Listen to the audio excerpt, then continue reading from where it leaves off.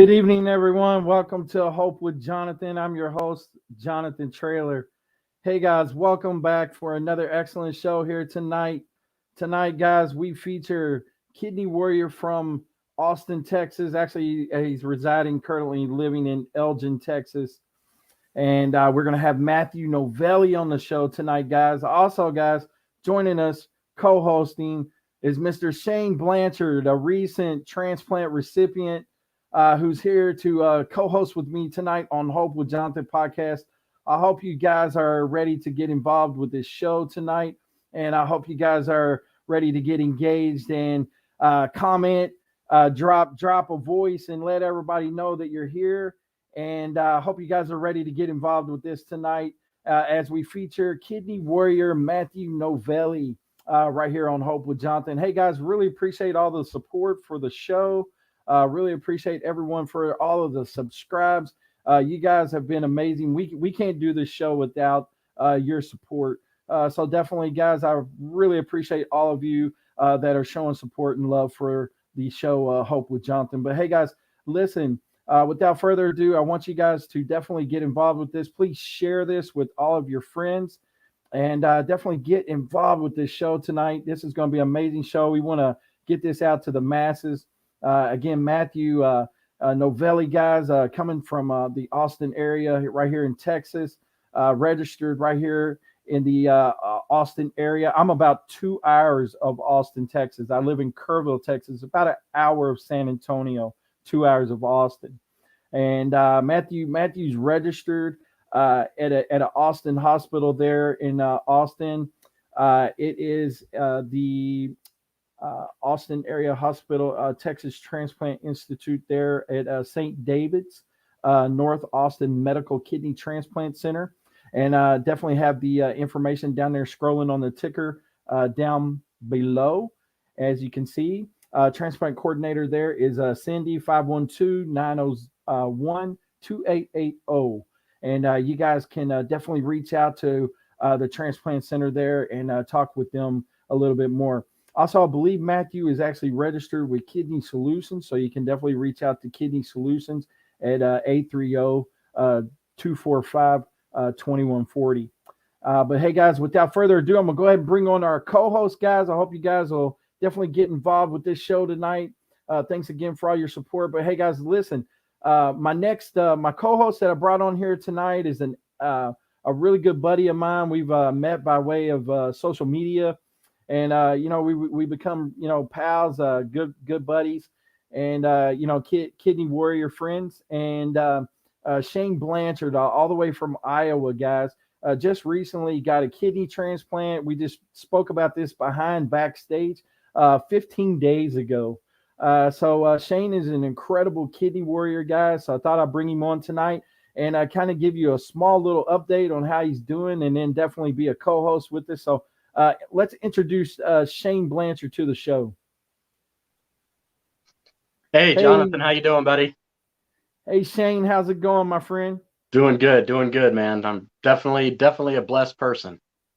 Oh, yes, you are. You are. It wasn't too long ago we had you on some of our shows, and definitely was advocating for you and believing for good things, and then all of a sudden, boom, it just happened. Yeah, and it's crazy how it happened. My cousin went in to donate a kidney. He couldn't donate to me, so he donated to a perfectly good stranger, and we did a living voucher. And they thought it could be 3 months, 6 months, a year before I got that call, but it gave me priority for the deceased donor. And then on the National Kidney Registry, it gave me priority. And it just so happened that 7 days after my cousin donated, he donated on a Monday. That Sunday, I got a call that there may be a kidney available.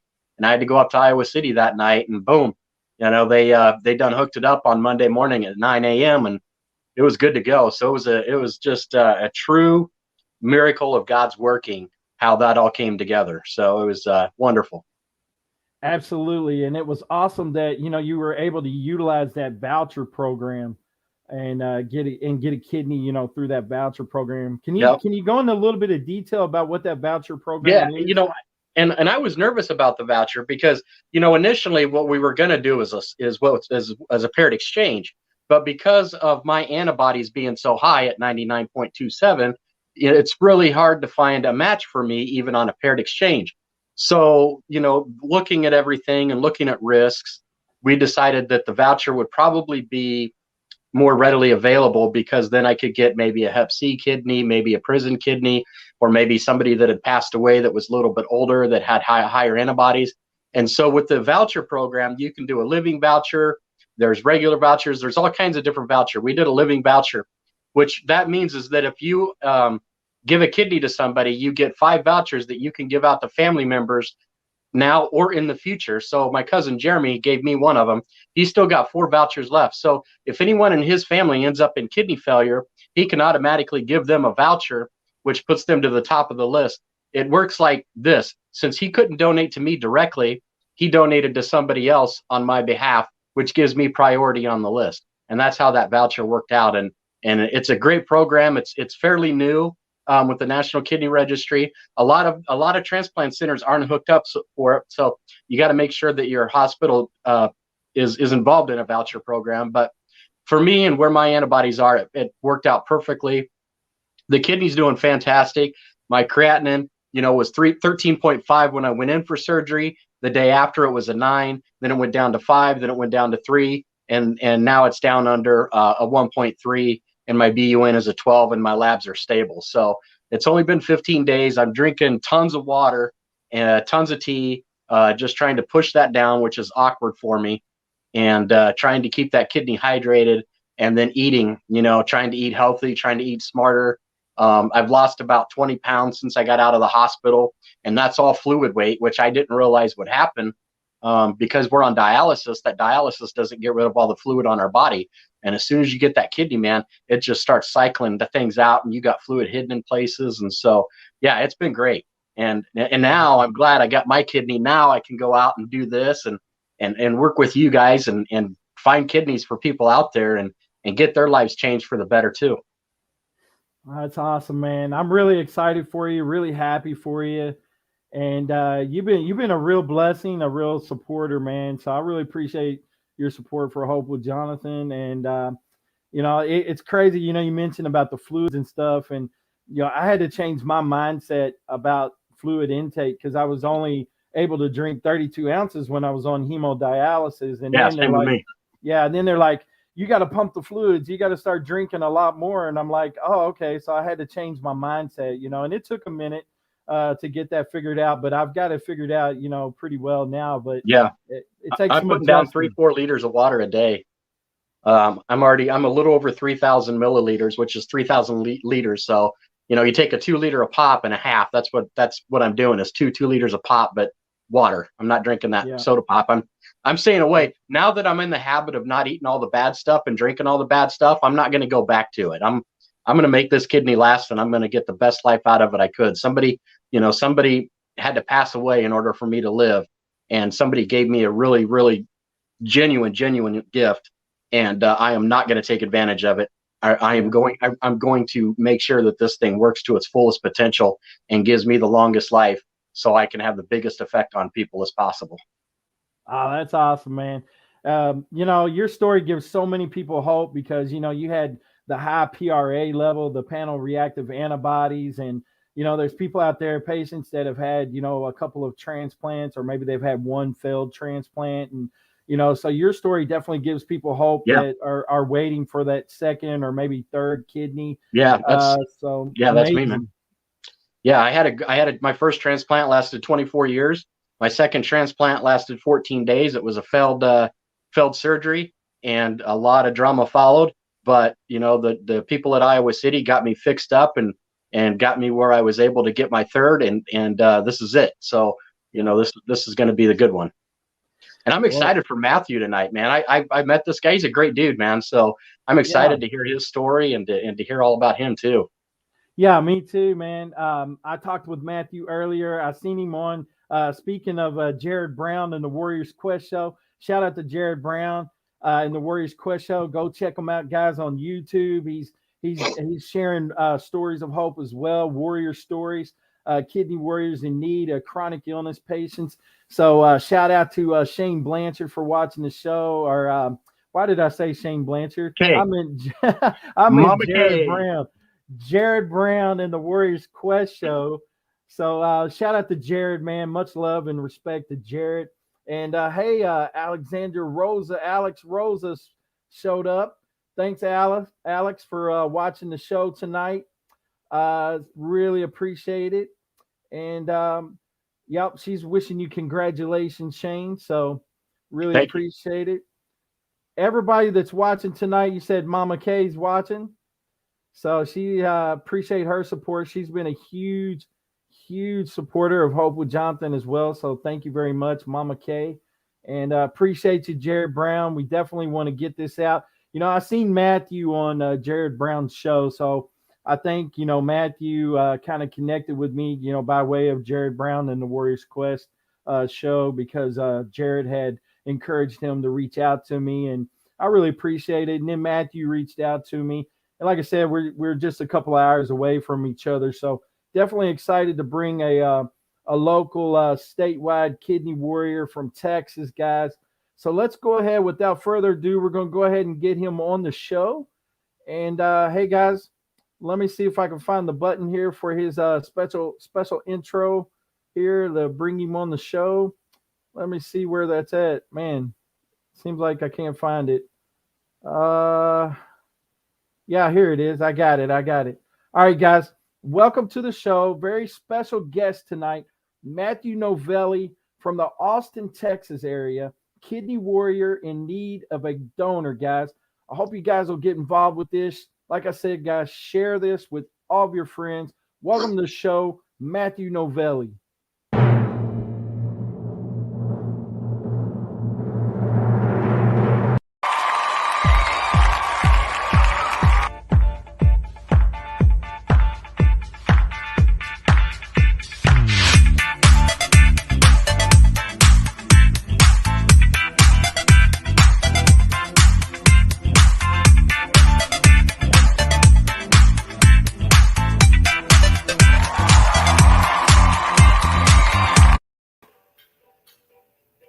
Howdy. Hey, Matthew, welcome to the show, man. Appreciate you coming on tonight. Yes, sir. Thank you for having me on. No problem at all, my friend. No problem at all. Hey, Matthew, why don't you introduce yourself and tell everyone a little bit about yourself? Yes, sir. Well, my name's Matthew Novelli. I think you've said that, but yeah, I live in actually Elgin, Texas, which is outside of Austin by about 45 minutes with my family. And yeah, and I've had kidney transplants. I'm on the kidney transplant list now and I think you said this too, in Austin at St. David's. And I've been on dialysis for 10 months now. And I mean, that's as far as that goes, that's a little bit about myself. All right. Awesome, man. Mm-hmm. So Matthew, at what age did you start having issues with your kidneys? Right. I think actually I was sick from the get-go or pretty early on. I know my mom had taken me to hospitals and it's been explained to me more than one, trying to figure out what's going on when I was 2 years old. Because I was born with the kidney that was one that was 40% functional and then the other that was tissue. And God, I was going to get that medical term for you, and I forgot to call and ask. But there's a term for it, and I'll get that. But anyways, so I was sick, and then I had my first transplant when I was 2 years old. So you kind of started life already with like a deformity or something like that of the kidney, Mm-hmm. and the kidneys just didn't quite develop properly. Right. And then, so at what age did you end up ultimately receiving your first transplant? Yeah, so the first one was when I was 2, and that was actually donated by my mom. And due to complications in the OR, it only lasted like right around 24 hours. And then I had my second transplant that was from a deceased donor a month before my third birthday, so I was still 2, in January of 1982.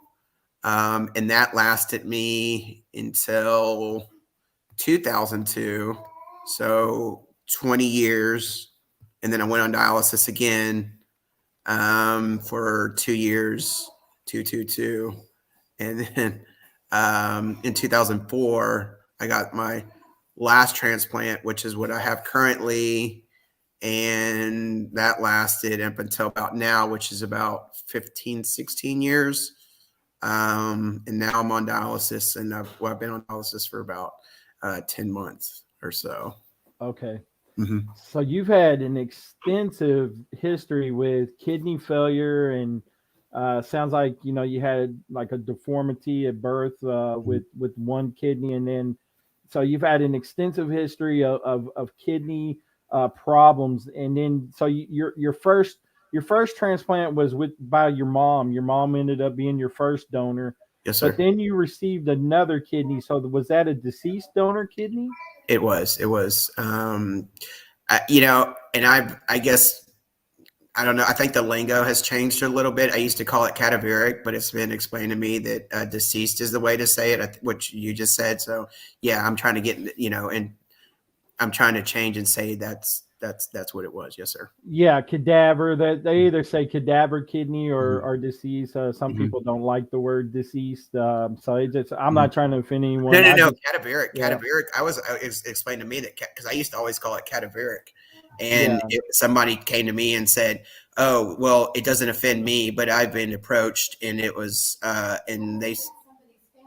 And it's somebody's family member, so I think it sounds less personal, or you know, and I don't want to, you know, offend, but I think cadaveric was the old way to say it, and now deceased is the current way to say that, or that's what I'm being told. Sure, I have no problem with the lingo, either one. It doesn't offend me, but I can understand why someone would probably maybe, you know, be offended at that. But anyway, so ultimately you ended up. So how long did your second kidney last for? So that lasted again since 82 up until 2002. So I guess that's 20 years. So yeah, right, going on about 20 years. So, and then you experienced kidney failure again, and what did they say determined the cause of the second kidney failing you? Well, it's been my understanding, and it's been explained to me, is that a donated organ, kidney or what have you, has a life expectancy of whatever the number is. I mean, I think different organs have different life, expect how long they're going to last. Yeah. And the reason being is that the body, the antibodies will, for lack of a better word, kill this foreign entity, because it's the body doing what the body has done for millions of years. It's a survival thing. And medicines, I've taken medicines all my life to trick the body, immunosuppressants, and it works really good at first. And they even lower the dosages of these meds, at some point. But then the body is smart, and it will find a way, I guess. And then, medicines can be changed, dosages can be upped or whatever, but that can only work for so long until the body does what the body does. Yeah. So any other diagnoses or diseases that may have caused any issues with your kidney, such as like diabetes or hypertension or? I've actually, as kind of a result, or I've got hypertension as a result of what's going on. The hypertension came after the fact. So, diabetes I do not have. And it's funny, I have nurses that I see on a month, like I'll have the nurse practitioner come in once a month, and she goes, do you have diabetes, or do you have, and she can't remember how diabetes. like, you asked me this last month, but no. So that's one that, knock on wood, I do not have currently. Okay. So ultimately, what ended up causing this? So after the second one, you ended up getting a third kidney. So let's kind of replay it all. So the first kidney kind of never really Never took. the surgery was kind of, didn't happen very well. It just, you had some sort of medical issue there that it just something just didn't quite happen right in the surgery. They expected one thing and then it ended up being another thing. And so, yeah, it just didn't quite happen for you. So, and then the second one lasted you said around 20 years. Yeah, I mean, from 2002 to 2000, I'm sorry, how do I keep messing that up? 1982 to 2002. And so, yeah, 20 years, which, and I should know this is my life, but I don't know what the average life of a kidney is. Now, it's my understanding that kidneys donated, deceased donor, you have a life expectancy of this. If it's a living donor, it's a little bit longer. If it's a living donor that's somebody close to you, like let's say, a parent or a brother and sister, I think it's even longer. So I think the kidney lasting 20 years was exceeded expectations. And even this one at 15 years is exceeded expectations. Again, I don't have the number of what is expected, but it's I think I did pretty good with these kidneys. And then you ended up having a third transplant. Yes, sir. And so what year was that? That was 2004. So I was on dialysis for a couple of years. And so what's been your modality choice as far as every time you've had to go on dialysis? Have you done home dialysis, peritoneal dialysis, home hemodialysis, and center? I mean, what was your choices of modality choice of dialysis? Well, they each started with the chest catheter. And the one in OF. And to even go back further to when I was a baby, I was on dialysis then, from that first kidney to the second kidney. And that one was, they called it a Tinkoff. I don't know what that is. I think it's like a tube or something in the tummy. I still got a scar there from it. Okay. Oh, okay. So I did that then. So you had to do dialysis in the early 80s as a child, as a small child, like toddler. I mean, you were like what, 2 years old, you said? Yeah. I mean, and this is, and you gotta, I mean, I haven't asked y'all's age, and it's, I guess, really none of my business. But I mean, back 80s, that was medicine, and technology was just insanely different. I mean, it's almost primitive to what it is now. Right. And to think they were doing these things, but they were doing them obviously a little bit differently. So, but yeah, that was. Well, Matthew, that's awesome, man. I applaud you, man. You're a strong guy. I mean, listen, you've had to experience, kidney failure at a toddler age, where most toddlers are running around at, they call them the terrible twos, where they're kicking and screaming and you're running around with lots of energy and doing things like that. And, then you're having to do dialysis at that age, experiencing, kidney failure. And so, man, what an incredible story that you do have so far. I don't mind sharing with you. I'm 44, so I was born in 77. Okay. So, and then Shane, I don't know how old are you, Shane? I'm 47. I was born in 74, and I had my first transplant in 97. Okay. And you probably recognize that from the 1997 to 2000 or 2021, a lot has changed since 97. Yeah, the technology is different. I mean, back then when my brother gave me his kidney, which that one lasted me 24 and a half years, they had to cut him from his belly button back to a spinal cord. And now this time, the guy that, my cousin that donated to me, they just cut three holes in his stomach, and did it orthoscopic. So it's changed in that way. But, when you were talking about earlier, kidney length of times, I think a living donor, you can expect 15 years. And then a non-living donor, you can get 10 plus years. And then from a deceased donor, they usually say 5 to 10 years. Yeah. Okay. But everybody's different. But then there's a lot of people that get a lot more years out of those. I know people that had deceased donors that's 15, 20 years, so it's a grain of salt, man. It's an average of, the whole country. So yes, sir. It's like our friend Kent Bressler. I mean, he's 34-year transplant recipient. Now, I don't know whether or not the factor of him having his brother's kidney played a major factor for him, but I mean, 34 years on a kidney is a long time, Sure. Absolutely. So, that's incredible. I didn't know that Kent had a transplant, and I've spoken to Kent. That's interesting. Oh yeah. That's why he's in this, man. He's experienced kidney failure, and so he's an incredible advocate. Shout out to Kent Bressler with Kidney Solutions.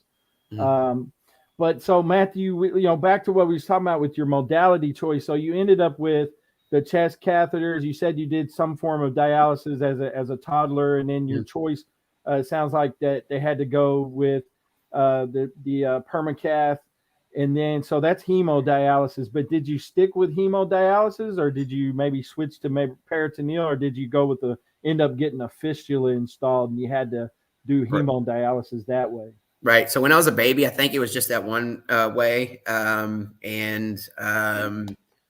I'm sure there was, it was like emergency situation. So that's what they did. But anyways, when I went in, but okay. So actually in 2002, when I went in for dialysis, I was in pretty bad shape. I do remember I was at school at U of H, University of Houston. My parents lived in Galveston, so not too far, but calling my mom at one point being out of breath, and I was on campus, and it wasn't like I was out of breath from walking. She, it was out of breath where something was probably wrong. And so I stayed with my parents at one, and then we ended up calling one night when it got real bad, and I went in for emergency. They put in a chest catheter.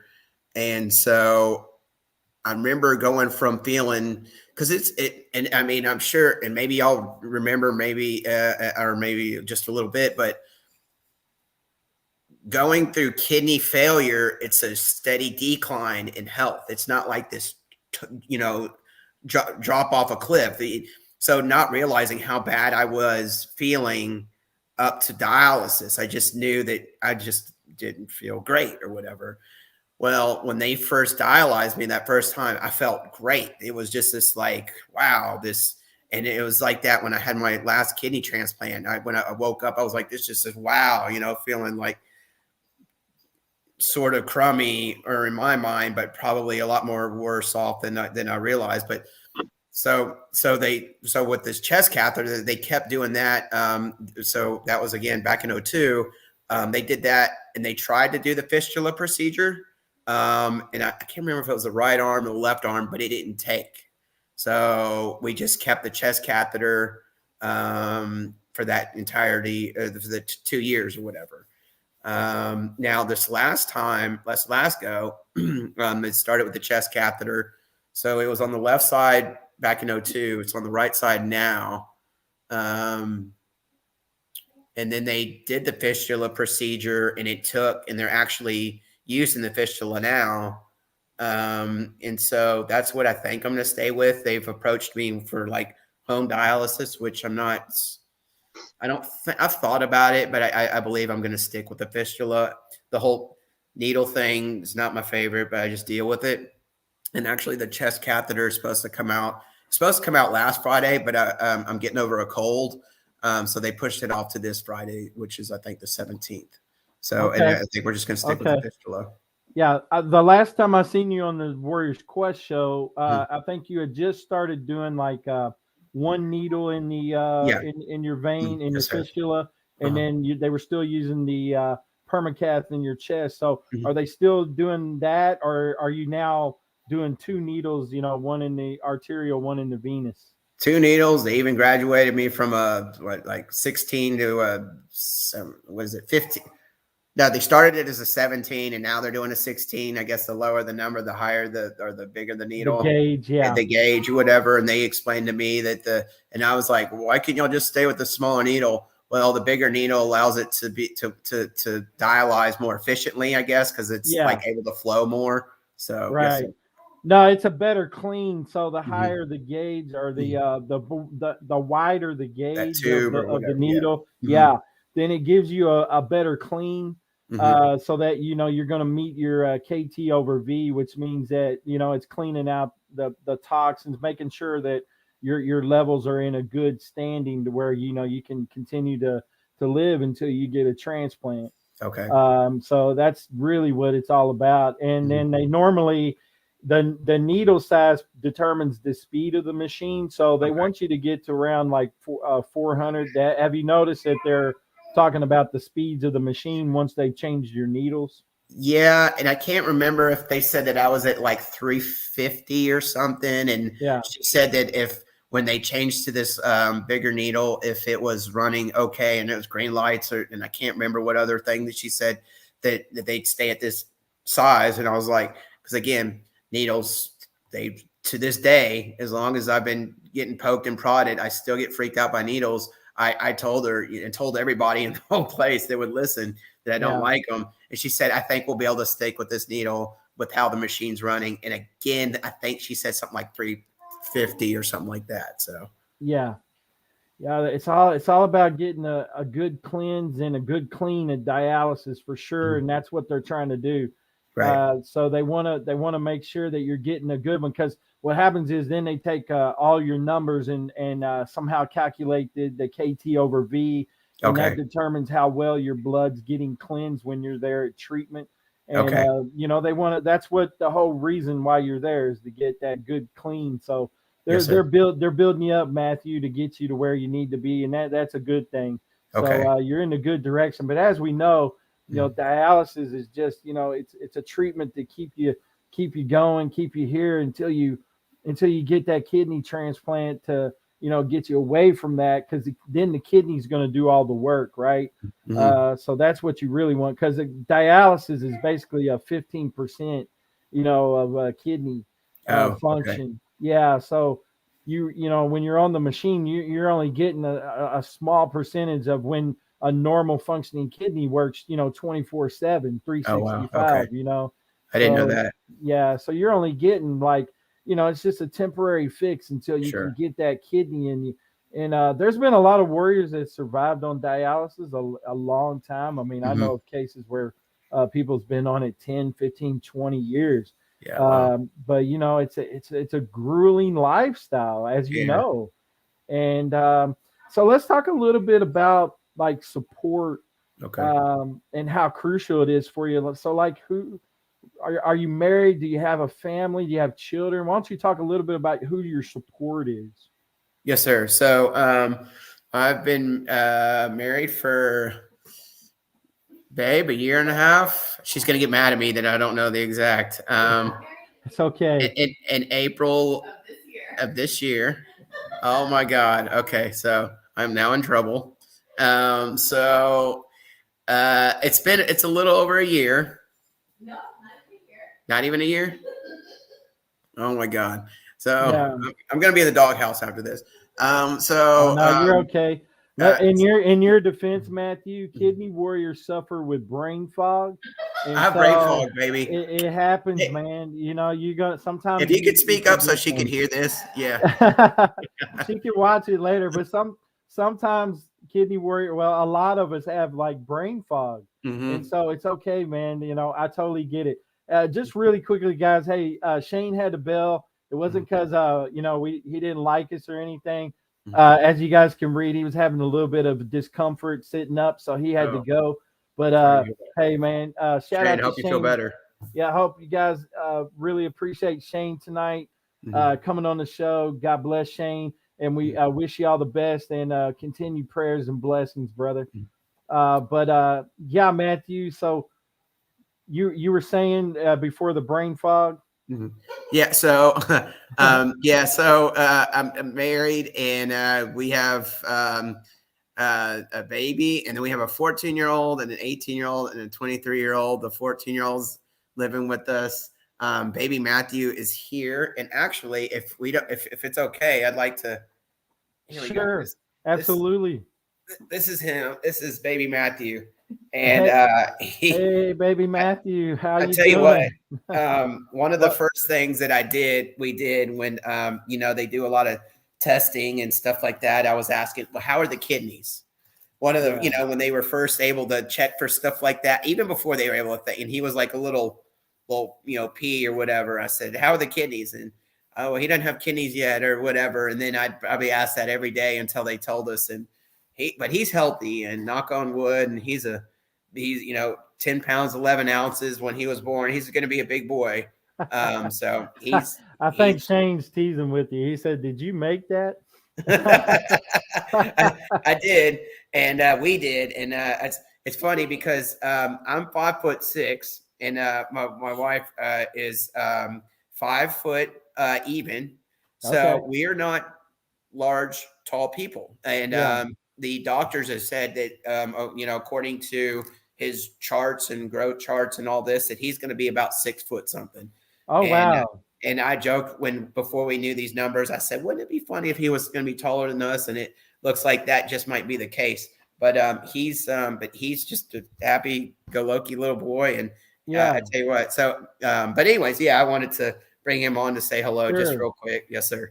So you got a beautiful family, and you talked about them. So your family is major support to you Yes, sir. while you've been going through this. How about your parents and people like that? Your outside family. Right. Maybe do you have any brothers or sisters or people like that? So I do have a sister. I have two sisters actually, Mhm. and yeah, I mean they're pretty good supports. My parents are good support. I mean, Mhm. my mom, excuse me, I'm like I say, still getting over a cold. Okay. She's since the beginning, this has been something that she's just been there for me for, and I think yeah, I mean, she's really been through it. I mean, whereas Sure. I remember some of it, I think she remembers a lot more. And again, she was going to be who I would have called to get the term for the reason for my kidneys failing at the beginning. Sure. And she's a retired nurse too. So Okay. she actually I lived with them a lot through the years going through this, and Yeah. I know like on the last transplant, I was living at home, and she would change dressings and things like that, or when I showered, put all the bandages on and all the whatever, and it would take longer putting all that on than the actual shower itself. So Yeah. she got me through a lot of that. So Sure. yes, sir. Oh, that's awesome, man. Mhm. That's awesome. Yeah. My wife was a huge support. She helped me with so many different things. I mean, a lot of people know my story, Mhm. but it hadn't been for my wife as a care partner, caretaker. Man, I wouldn't be sitting here right now. I wouldn't been able to do this show. I wouldn't have Mhm. survived my near death experience with kidney failure. Mhm. But Hey, real quickly, when I talked to you on the phone, I actually called and talked, guys, with Matthew before the show, and we had Mhm. an excellent conversation. Matthew just lives a couple of hours from me, so I'm hoping that maybe someday soon we can drive up there to Austin area and talk with you and meet with you in person. That would be awesome. You have to go to We, Salt Lake. Yep. yeah, sure, we grab some barbecue or something. Mhm. But yeah, Shane had left us, but Jared brought up a great fact here, talking about your Facebook page, and we talked about it on your phone as well. Yes, sir. You have a Facebook page dedicated to your kidney donor search. Mhm. What exactly is that Facebook page? Oh yeah, I appreciate you let me talk about it for a second. So it's first and foremost, it's a kidney search page, and I know that sounds Mm-hmm. maybe kind of weird. It's not your typical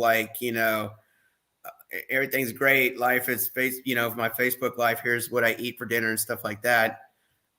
It's I got the idea because I joined a bunch of Facebook groups, like, for kidney disease and dialysis and just things like that. And there was a nurse on there who asked if I had a kidney page and a kidney search page. And I said, I do not. And she said, well, I do. And I actually found a kidney through this Facebook page. And I said, that's a great idea.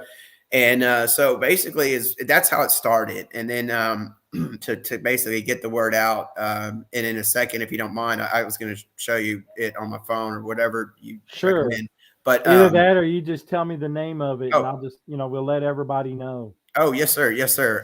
Well, it's Mathew's Kidney Search. Okay. So it's just my name, Kidney Search. And I don't think there's another Facebook page with that name. Okay. It'd be weird if there was, but and then it went from that to I wanted to help raise awareness for our donor awareness, basically. And so it's kind of has this dual purpose. Sure.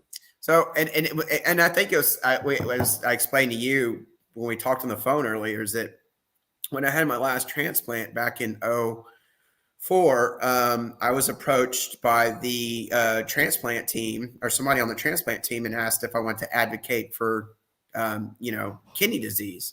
Sure. And at the time, I turned it down.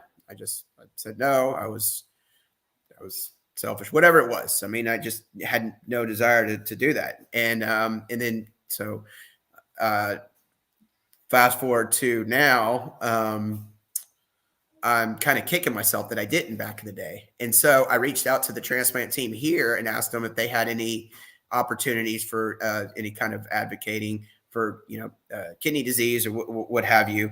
And there's actually two things that they opportunities and they guided me to, and I'm pursuing those. But I think not just kidney disease, not just kidney donor awareness. I mean, there's other, they can, and I'm sure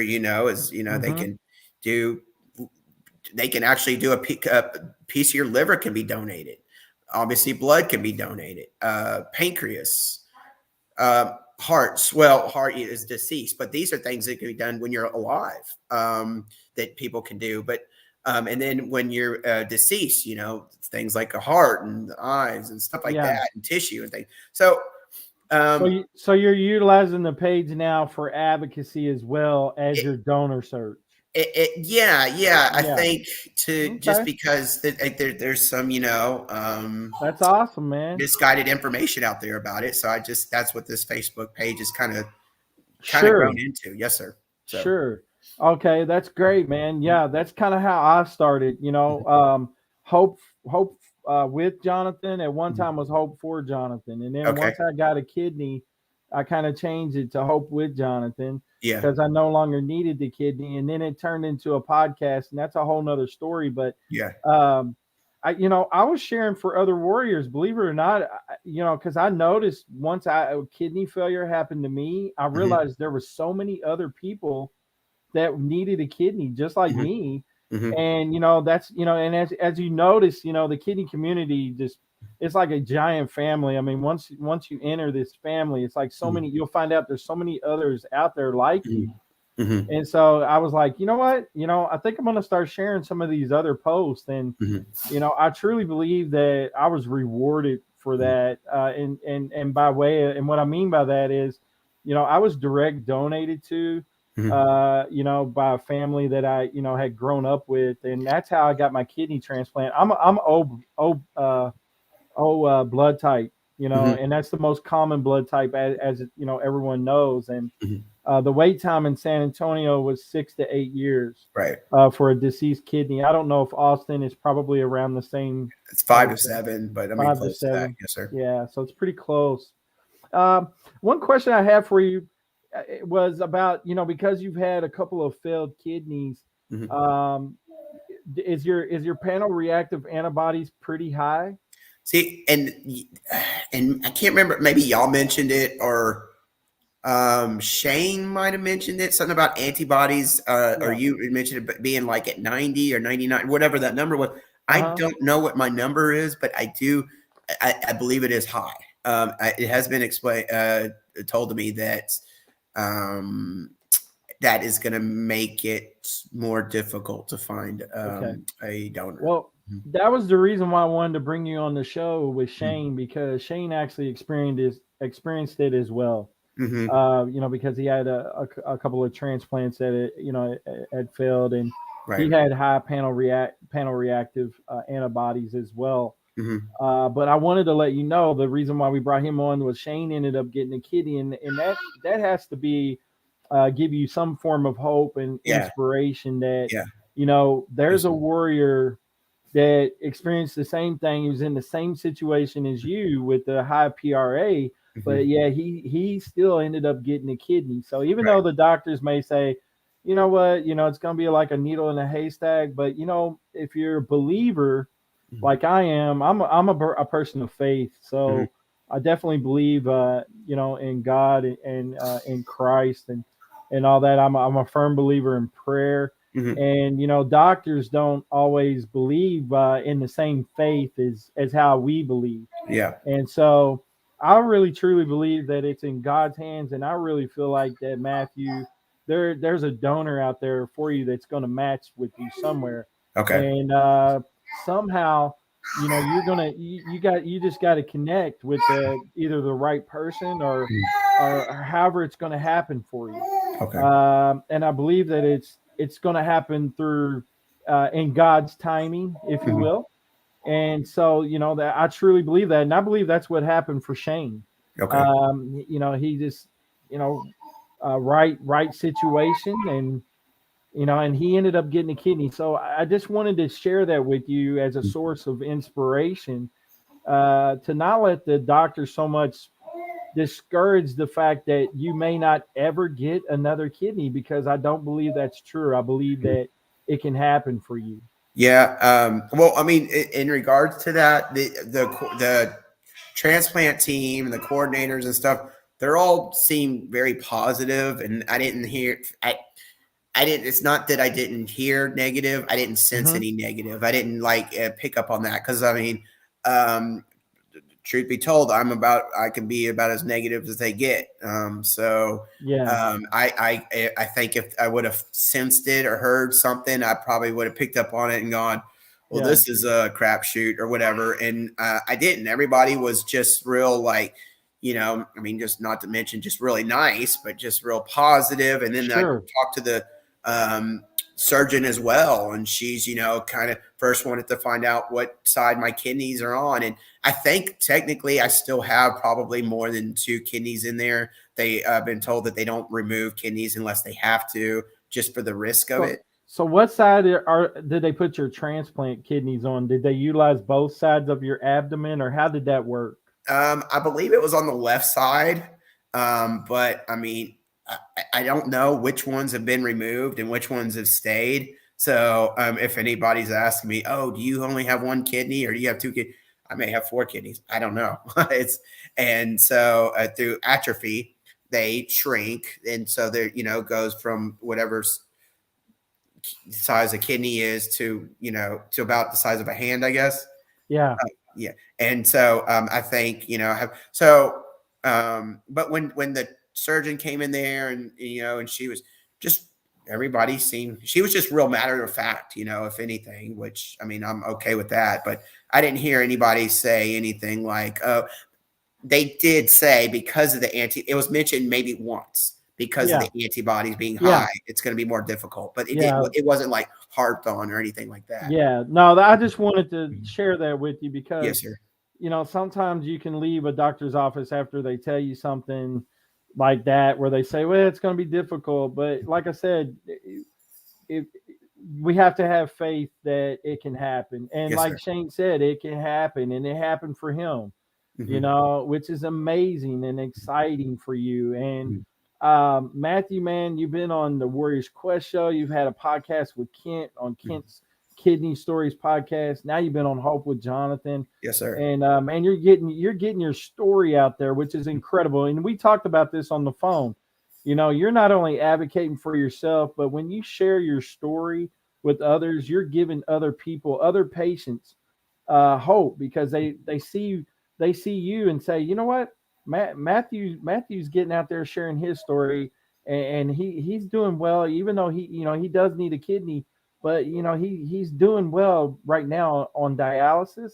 Mhm. And but we know he needs a kidney, but he's sharing his story, and that's awesome. He's Mhm. encouraging me, and that's the same thing with Shane. Him sharing his story. He's encouraging others, and I just think it's awesome, man. Tonight that you came on and shared your story, and I want to give a quick shout out to Lisa Baxter for watching the show with the Lisa Baxter show. I love Lisa, man. So shout out to Lisa Baxter. She's another kidney warrior in the state of New York. Okay. So she's a New Yorker, Mhm. but she's a really cool lady. I love Lisa. So shout out to Lisa Baxter. But hey, we've had an incredible show, man. We've shared a lot of different information. Shane Blanchard gave us an update. Matthew has been sharing about his need for a donor and sharing and talking about his uh, kidney journey, guys, which takes a lot of strength. As you guys know, he started from an early age, so this has just been incredible. I mean, you've basically been battling kidney disease since 2 years old, and who knows, I mean, maybe birth. Mhm. So you've got such an incredible story of survival and will to survive. And so there's some positivity in you somewhere, because you could have given up a long time ago. Mhm. So but Matthew, man, I want to encourage you, man, to continue doing what you're doing with your Facebook page. And just to let you know, man, you got a lot of people in your corner. I know Jared's watched this whole show. Mhm. He's been advocating for you as well, and encouraging you. And we just want to continue to encourage you to have faith and hope that it's going to happen for you. And Matthew, before we head out, man, I always give warriors an opportunity to kind of tell the people out there that right now, if you had the opportunity to talk to someone or express yourself, like, what would a kidney do for you? What if someone came to you and said, you know what, I want to donate to you? What would that do for you right now? How would it change you? Okay, to give the, I guess, less serious answer first, and then maybe the serious. I think one of the most difficult things about this whole thing is the limitations on how much I can drink.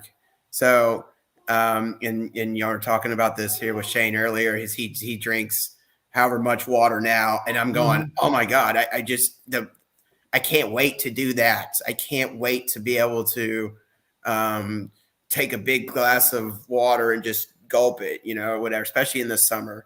So, I mean, just to be able to do that. But realistically, like to get more serious, I guess, uh, you know, not having limitations, like if me and my family want to go on just a road trip or something, and we don't have to put, now we have to schedule around dialysis and stuff, or if we want to go somewhere, we be able to, go and not have to worry about that. Um, and I mean, and just being able to, like, when summer comes, well, the catheter's coming out, so I'll finally be able to go swimming again. But that's something that I had to miss out on last summer. Just some of the limitations now.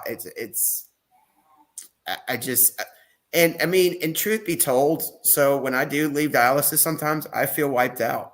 Not all the time. Sometimes, it's sometimes I leave and I feel okay, but sometimes I do feel like, I'm shot. So, and I'm not going to miss stuff like that. Yeah. Definitely not going to miss the needles. I don't, the idea of being, kept alive by a machine is this, it's just kind of, it's this thing that's just kind of this ball and chain, so to speak. It's just there. Is it ruining my life? No. Does it stress me out on a daily basis? No, but it's always there. And it's, being able to have that removed would just be this.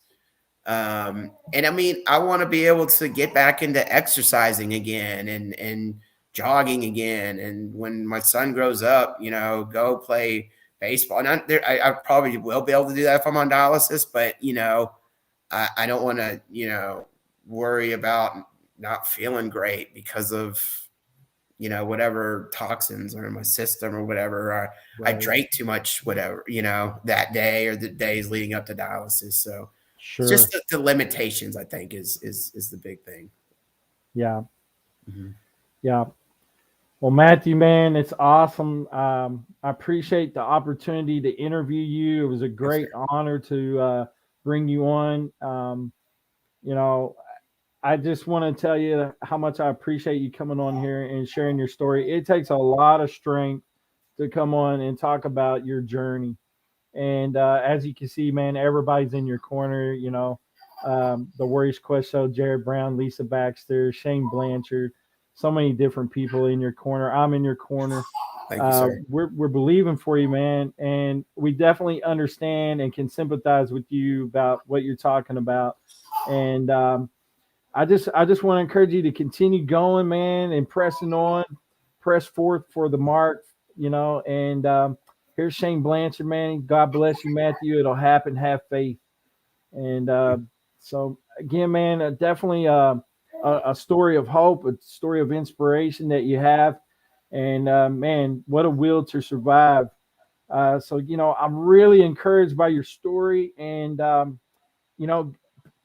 for those of you tonight that have watched this, or for those of you that may later on come across this on YouTube, please, if you would, please share this. Let's get this out there. Let's get this story out there, and let's really help Matthew find a donor. He's a family man. He's got a family with children, as you can see. He raised, he held up his child, his baby boy there.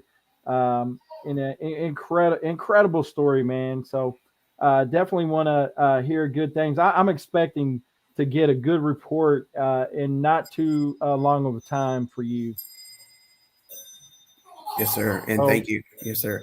And please, can I plug my Facebook page one more time? Sure, go right on ahead. Yeah, and if y'all could check out my like and share my Facebook page, Matthew's Kidney Search. I mean, I'm just trying to get this in front of as many people as possible. So, finding a kidney, helping spread awareness, all that. So, yes, sir. Thank you. Sure. No problem, Matthew. So you guys heard it first. Matthew's Kidney Search over on Facebook. Go over and like that page. And, shout out to everyone that's watched and supported this show tonight. It's been an incredible story. A lot of things that Matthew has talked about here. I've actually personally experienced, so it's brought back a lot of memories for me. And this show has really reminded me of why I started doing Hope with Jonathan. We're sharing stories of hope here. We're trying to encourage people. We're trying to give people inspiration, motivation. We're trying to educate people. And we're really trying to help push out warrior stories and share stories of hope. So, hey, God bless everyone for tuning in to Hope with Jonathan, and definitely appreciate all the support for the show. And I hope you guys will connect with us on all of our social media platforms. Go check out hopewithjonathan.com, and appreciate everyone. Y'all take care, stay safe, and remember to love on everyone. This world right now that we live in needs a lot of love and compassion. And God bless you guys. Really appreciate all the support. And I hope you guys are going to have a really special Christmas this year. It'd be really a beautiful story if Matthew would receive a donor around this season. This is a time of season for family, and it would be amazing to see Matthew receive a gift of life of transplant for the holiday season, or maybe even right after. So, but hey, guys, again, God bless you. Thanks for tuning in to Hope with Jonathan. We're going to sign off for now. Matthew, you want to send any shout outs before we close out? Shout out to my beautiful wife and my kids, my baby Matthew, and thank you for everybody who's watching. So, all right, brother. All right, man. You take care. We'll be in touch. God bless you guys. Y'all take care. Thanks for watching Hope with Jonathan. All righty. See ya. Thank you.